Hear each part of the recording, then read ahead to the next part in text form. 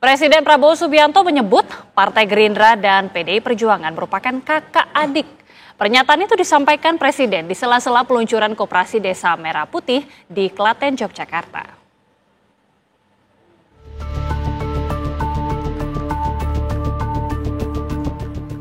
Presiden Prabowo Subianto menyebut Partai Gerindra dan PDI Perjuangan merupakan kakak adik. Prabowo menyampaikan hal tersebut langsung di depan Putri Ketua Umum PDIP Megawati Soekarnoputri, Puan Maharani, di sela-sela pidatonya dalam acara peluncuran Koperasi Desa Merah Putih di Klaten, Yogyakarta. Ingin Indonesia bangkit, berdiri di atas kaki kita sendiri. Itu semboyan proklamator kita, pendiri bangsa kita, Bung Karno. Yang saya katakan Bung Karno adalah milik seluruh rakyat Indonesia.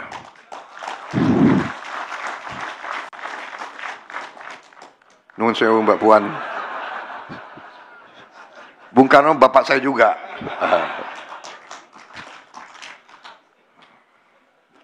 Mungkin kalau dipotong ini, yang keluar marahin juga ini.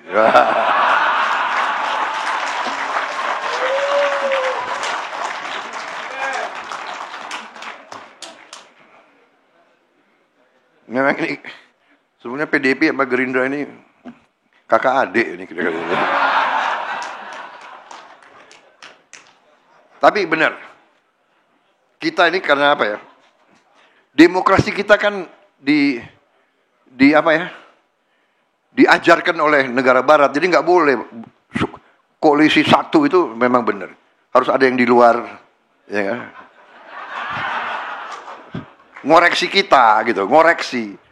Tapi ya sedulur, ya kan? PDIP merupakan satu-satunya partai politik yang tidak dalam koalisi pendukung pemerintahan Prabowo Gibran. Ketua Umum PDIP Megawati Soekarnoputri hingga kini belum menempatkan kadernya untuk masuk menjadi kabinet Prabowo. Namun, sikap tersebut bukan berarti PDIP mengambil posisi oposisi terhadap pemerintah Prabowo.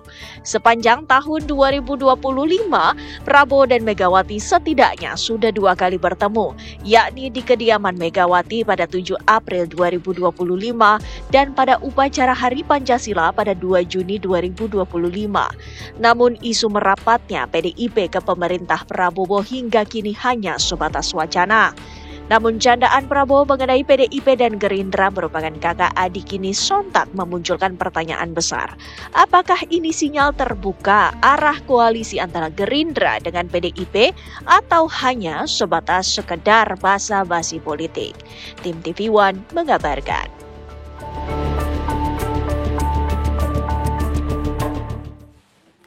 Presiden Prabowo Subianto mengibaratkan hubungan PDI Perjuangan dengan Gerindra seperti kakak adik. Apa maksud dari pernyataan Prabowo usai berbicara mengenai hubungan partainya dengan partai yang dipimpin Megawati Soekarnoputri itu? Kita akan membahasnya bersama dengan pengamat politik dari Universitas Indonesia, Cecep Hidayat. Selamat sore Mas Cecep, apa kabar? Selamat sore Mbak Gita, alhamdulillah kabar baik. Gimana kabar Mbak? Kabar baik juga Mas. Kita juga dengar ya tadi sudah pernyataan dari Presiden Prabowo Subianto menganalogikan hubungan Gerindra dan juga PDIP seperti kakak adik. Betul. Dalam konteks keluarga kan kakak adik nih sebenarnya kadang berantem, kadang baikan juga. Tapi kalau dari konteks politik, bagaimana membacanya Mas Cecep? Oke, jadi gini ya, kenapa Presiden Prabowo menyebut dirinya dan juga keluarga besar PDIP sebagai kakak adik, saya kira dapat dijelaskan dalam beberapa penjelasan ya. Pertama begini, Prabowo Subianto merasa punya hubungan ya dengan PDI Perjuangan, dengan Megawati. Hubungannya bukan sekedar hubungan aliansi strategis, tapi hubungan historis emosional. Historis emosional. Ya, bagaimana dirinya pernah jadi cawapresnya PDIP di 2009. Kemudian setelah itu dalam berbagai komunikasi yang terbangun ya, bahkan setelah Pilpres dan sampai kemarin pasca Lebaran, itu kan bagaimana dimunculkan ya narasi kedekatan Prabowo dengan Megawati dengan PDIP. Itu yang pertama. Kemudian yang kedua, saya kira Prabowo sedang membutuhkan ya, dirinya kan punya banyak program yang perlu dukungan APBN. Dirinya punya makan bergizi gratis. Kemudian pemerintahan Prabowo punya sekolah rakyat. Yang terakhir punya koperasi desa kelurahan Merah Putih.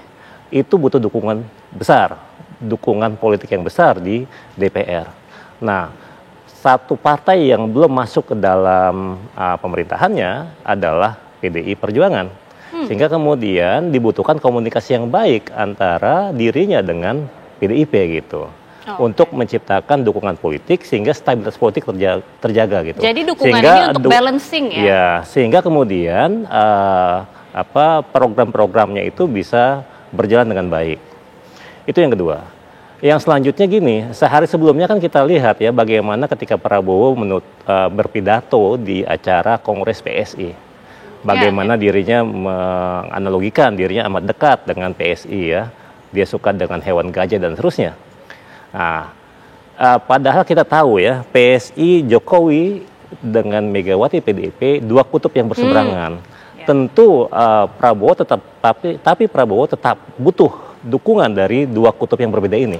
Setelah satu hari dia menyampaikan dirinya dekat dengan PSI dan Jokowi, tentu di hari setelahnya dia harus bisa ya menyatakan juga dirinya dekat, punya hubungan tadi emosional historis dengan Megawati dan PDI Perjuangan. Oke, artinya dengan ucapan Pak Prabowo ini berusaha untuk menjangkau kedua kutub baik itu dari PSI maupun dari PDIP, terutama dengan PDIP baru-baru ini dengan analogi kakak adik tadi, begitu Mas Cecep? Iya, jadi ini bagaimana Prabowo akhirnya itu telah bertransformasi ya dibanding Prabowo 2019 atau 2014.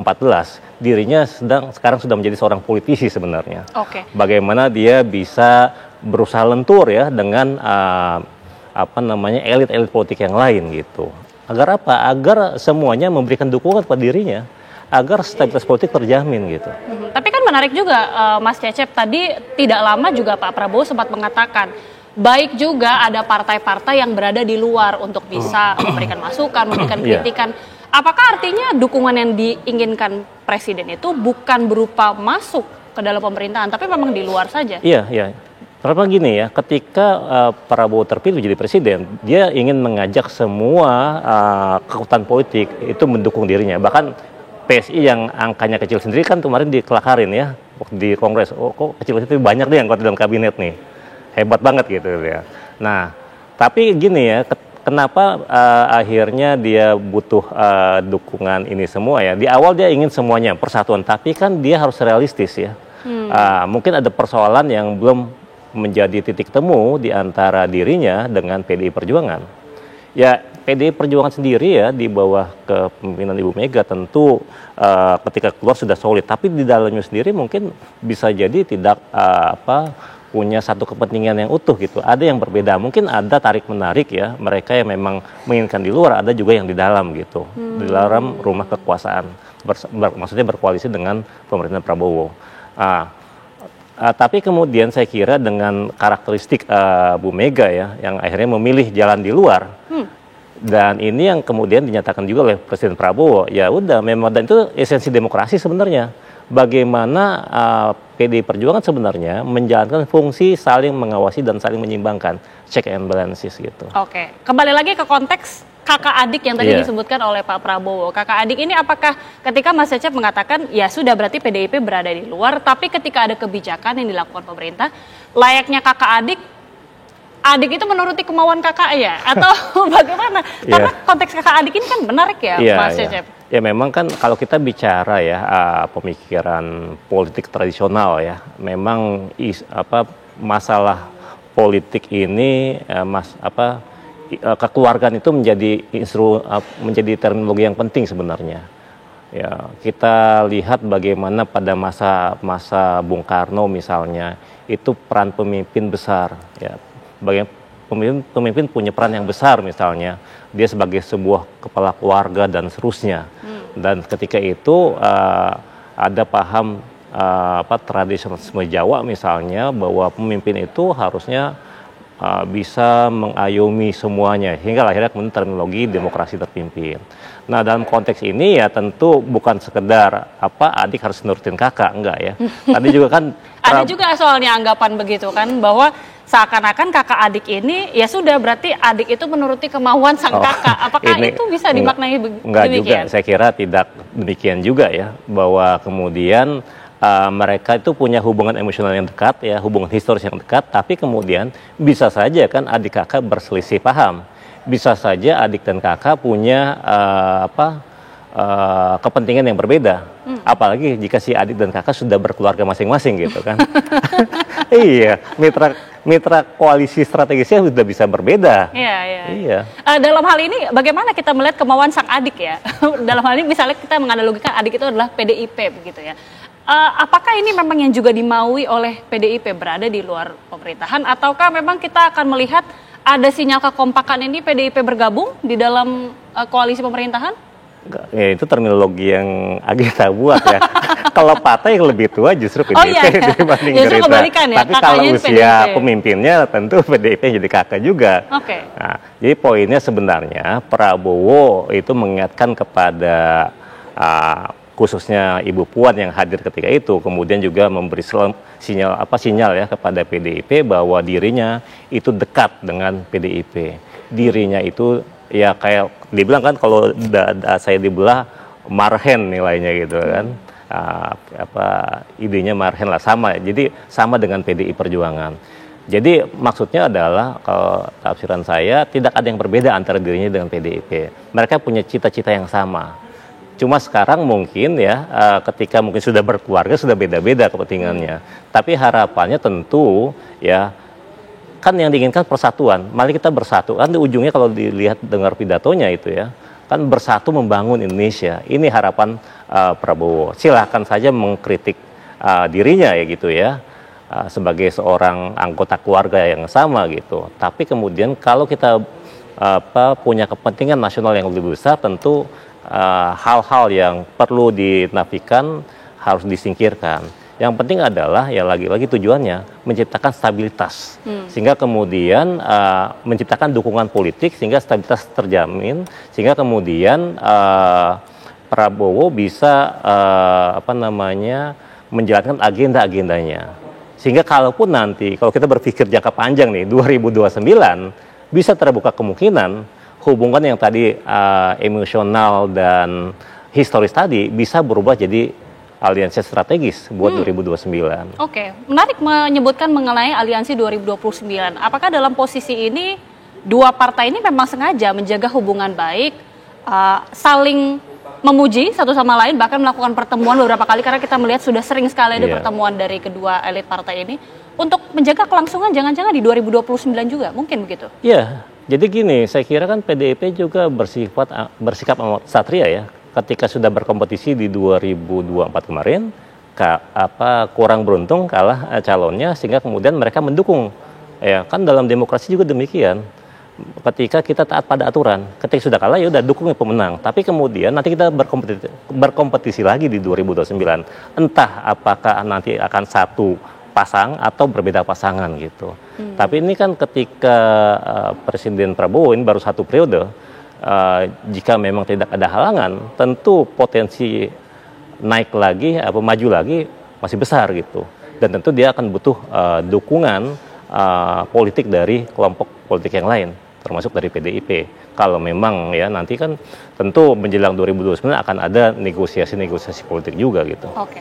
Mas Cecep, bagaimana menyelami dari PDIP sendiri ya? Apakah ke depannya ini PDIP ada kemungkinankah untuk merapat betul-betul bergabung ke pemerintahan Prabowo Subianto, atau memang berada di luar, atau menjaga seperti ini saja, jadi saling memuji kemudian saling menjaga hubungan, tapi ya sebenarnya masih wait and see lah ke depannya? Ya memang ini amat ditentukan dalam peristiwa ya atau kegiatan politik beberapa waktu ke depan. Misalnya Kongres PDI Perjuangan yang membawa arah politik PDI kemana nih setelah Kongres gitu ya, apakah tetap menjadi mitra strategis ya, karena memang di sistem presidensial tidak dikenal oposisi, tapi mereka kekuatan politik yang berada di luar pemerintahan, dan saya harap sih sebenarnya PDIP tetap di luar pemerintahan. Toh waktu 5 tahun kurang ini waktu yang pendek sebenarnya, waktu yang pendek justru ini menjadi bekal tabungan politik mereka sebenarnya, yang akan digunakan di 2029 gitu. Kita akan lihat bagaimana ke depannya. Ini sepertinya masih panjang dan waktunya juga sepertinya tinggal hitung beberapa tahun lagi. Tapi terima kasih pengamat politik UI, Mas Cecep Hidayat sudah bergabung bersama kami. Terima kasih. Assalamualaikum, selamat sore. Selamat sore, waalaikumsalam. Makasih Mbak Gita. Terima kasih.